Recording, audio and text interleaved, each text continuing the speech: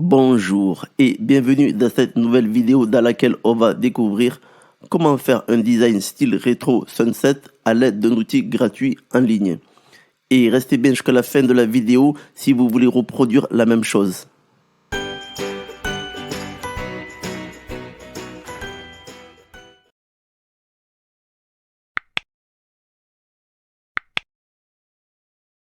Comme mentionné en intro, on va voir dans la vidéo d'aujourd'hui comment faire un design style rétro sunset à l'aide d'un outil gratuit en ligne et tout cela sans être designer professionnel. Le style rétro est une tendance qui ne vieillit pas, au contraire, il continue à se développer, notamment on le voit dans les différentes marketplaces, en passant par Spreadshirt, Redbubble et bien sûr Amazon et j'en oublie d'autres. Le style rétro est intemporel, ce qui en fait un style universel qui traverse les âges sans vieillir et en conservant un côté moderne. Nous aussi, on va surfer sur la tendance actuelle en apprenant comment créer et réaliser un design rétro sunset. Pour cela, on va utiliser Photopea, qui est un logiciel de retouche photo en ligne, et on peut le considérer comme la meilleure alternative à Photoshop. Il offre des fonctionnalités poussées pour créer et personnaliser des images, des photos et des illustrations. D'ailleurs, sur cette chaîne, il y a des tutos vidéo sur Photopea si vous souhaitez vous perfectionner sur le logiciel. Je vous laisse les liens en description ainsi que en suggestion. Donc, on se retrouve dans le tableau de bord de Photopea.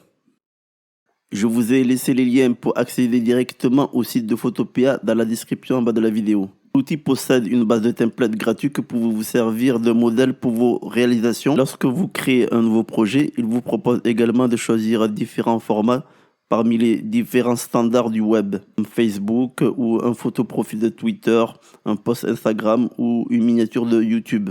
Mais dans notre cas de figure, on va utiliser des dimensions personnalisées. On va utiliser la dimension standard pour un t-shirt standard sur Merch by Amazon qui est de 4500 pixels x 5400 pixels avec 300 de DPI et un fond transparent. Une fois le calque créé, choisissez l'outil de sélection rectangulaire qui sera sélectionner une région rectangulaire du calque actif avec la souris et en exécutant un glisser tout en maintenant touche majuscule enfoncée pour pouvoir dessiner un carré parfait. Ensuite, essayez de positionner la sélection rectangulaire au milieu du calque avec les repères. Puis sélectionnez l'outil pot de peinture dans la palette outils. L'outil pot de peinture permet de remplir la zone de sélection rectangulaire. Cela aura pour effet de remplir la zone avec une couleur. Dans le nuancier de couleur, sélectionnez la couleur noire si ce n'est pas déjà fait, puis cliquez dans la zone à colorier. On va ajouter 6 lignes de repères ou guides qui va nous aider à colorier les formes. Si par défaut ils n'apparaissent pas dans votre Photopea, pour cela, allez l'activer dans Fenêtre plus Guide Guide. Ce sont habituellement des traits bleus. À la boîte de préférence des guides, on va saisir le chiffre 6. On a donc 6 zones à colorier avec les différentes couleurs. J'ai déjà une liste de 6 couleurs à adopter pour un intérieur rétro sunset. Je vous laisserai leur valeur hexadécimale dans la description en bas de la vidéo si vous voulez réutiliser les mêmes couleurs. La première couleur que je vais utiliser est la couleur rouge. Pour cela, je vais utiliser l'outil de sélection rectangulaire et me placer dans la première partie du repère que j'ai mis grâce à mes guides. Et utiliser l'outil pot de peinture pour pouvoir colorier la zone. Comme vous auriez compris, le principe est le même, on va répéter cela. La deuxième couleur utilisée est le orange. Cela aura pour effet de créer un petit effet dégradé. Cela, je vais rentrer la valeur hexadécimale dans le nuancier de couleur. Puis valider et utiliser l'outil de sélection rectangulaire pour pouvoir colorier la zone qui m'intéresse. Je ne sais pas si c'est le cas chez vous, mais vraiment je trouve très pratique ces guides. Une fois la zone sélectionnée, on va de nouveau choisir une nouvelle couleur. Et cette nouvelle couleur est la couleur jaune avec la bonne valeur hexadécimale. Et libre à vous si vous voulez tester d'autres couleurs. On utilise l'outil de sélection rectangulaire pour pouvoir colorier la zone qui nous intéresse. Et l'outil pot de peinture, puis on clique sur la zone à colorier. De nouveau, on clique sur le nuancier de couleur pour mettre la nouvelle couleur. Puis sélectionnez l'outil de sélection rectangulaire pour délimiter la zone à colorier. Et avec l'outil pot de peinture, colorier la zone sélectionnée. qui sera du vert clair. De nouveau, on va sélectionner le nuancier de couleur pour pouvoir mettre la valeur hexadécimale de notre couleur qu'on a choisie. Puis aller dans l'outil de sélection rectangulaire pour délimiter la zone à colorier. Tout cela grâce à nos guides qui nous permet de bien nous repérer. Ensuite, avec l'outil pot de peinture, on va pouvoir cliquer sur la zone à colorier.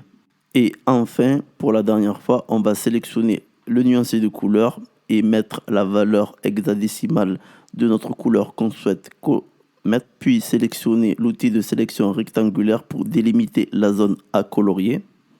Puis avec l'outil pot de peinture, cliquez sur la zone qu'on souhaite colorier. Je trouve que le résultat est pas mal, je ne sais pas ce que vous en pensez. On va maintenant enlever les repères, pour cela aller sur effacer les repères. Puis déverrouiller le calque en cliquant à droite du calque sur le petit cadenas. Maintenant, on va utiliser la commande de transformation manuelle. Cela, aller dans Menu, Édition, Transformer, Déformation. Cette action devrait faire apparaître une grille sur le calque. À partir de là, désormais, il sera possible de déformer le calque. Dans le menu, vous pouvez choisir le style de déformation. Notre tutoriel, le style de déformation qui nous intéresse est le style marqueur. Par défaut, on aura une inflexion à 50%, ce qui est quand même beaucoup. Vous pouvez modifier cette valeur en jouant sur le curseur. Et ça peut prendre un peu de temps entre la commande et la réalisation. À vous de tester. Pour ma part, une inflexion à 25%, ce serait pas mal. Finalement, plutôt 15%. Puis, on va utiliser l'outil de sélection circulaire. C'est le même principe que pour l'outil sélection rectangulaire. On fait un glisser-déposer tout en maintenant la touche majuscule pour avoir un cercle parfait. Ensuite, on peut ajuster pour l'avoir un peu plus au centre. On a des repères orange qui nous aident à centrer. C'est bon, c'est bien centré. On fait un CTRL-C pour copier la sélection. Puis on clique sur supprimer pour supprimer l'intérieur de la sélection. Puis on fait coller. Cela va créer un nouveau calque avec notre nouvelle sélection. On masque le calque inférieur en cliquant sur l'œil à gauche du calque. Comme vous pouvez le voir, on a le résultat final de notre fond Sunset Rétro. Faire un petit zoom pour voir le résultat un peu plus grand. Pour cela, allez sur le menu affichage zoom avant.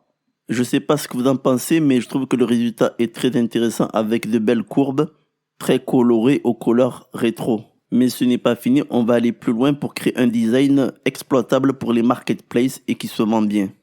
Pour cela, on va aller dans Pixabay, qui est un site de photos gratuit et libre de droit. Pixabay est une véritable référence dans le domaine. Le moteur de recherche de Pixabay, on va taper silhouette et filtrer par illustration de façon à avoir des images isolées en général. Et on cherche la belle image qui correspondrait bien avec notre fond rétro sunset. Il y a beaucoup de choix. Et si vous n'avez pas des idées de niche, je vous invite à regarder les vidéos traitant sur le sujet dans ma chaîne. Il y en a quelques-uns. Je vous le mets en lien dans la description en bas de la vidéo ainsi qu'en suggestion. Ce chat noir fera très bien l'affaire. En plus, avec ses yeux jaunes, ça ressort parfaitement avec les couleurs de notre rétro sunset. Comme mentionné, les images sont libres pour usage commercial. Pas d'attribution requise. On clique sur télécharger gratuitement, ce qui va placer le fichier PNG dans votre dossier de téléchargement. Dans notre tableau de bord de Photopea, on n'a plus qu'à faire fichier, ouvrir et placer pour le mettre à l'intérieur de notre calque. Il manque plus qu'à le redimensionner et à le placer bien au centre avec les bonnes proportions. Vous connaissez le principe, restez appuyé sur le bouton majuscule pour avoir des proportions parfaites, sans déformation. Et utilisez l'outil de déplacement pour bien centrer avec les repères votre design. Je ne sais pas pour vous, mais je trouve que le design est vraiment pas mal, très bien conçu, très bien proportionné. C'est typiquement un design qui peut bien se vendre sur les marketplaces.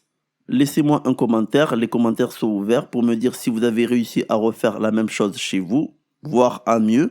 Et qu'est-ce que vous en pensez de ce genre de design? Si le tutoriel vous a plu et que vous avez trouvé utile, et si vous avez trouvé une difficulté de réalisation pour faire ce tutoriel, vos avis m'intéressent. Je trouve que le design est stylé et qu'il se porte très bien comme vous le voyez. Si ce tutoriel vous a plu, n'hésitez pas à liker, à partager à d'autres personnes qui en ont aussi besoin que vous.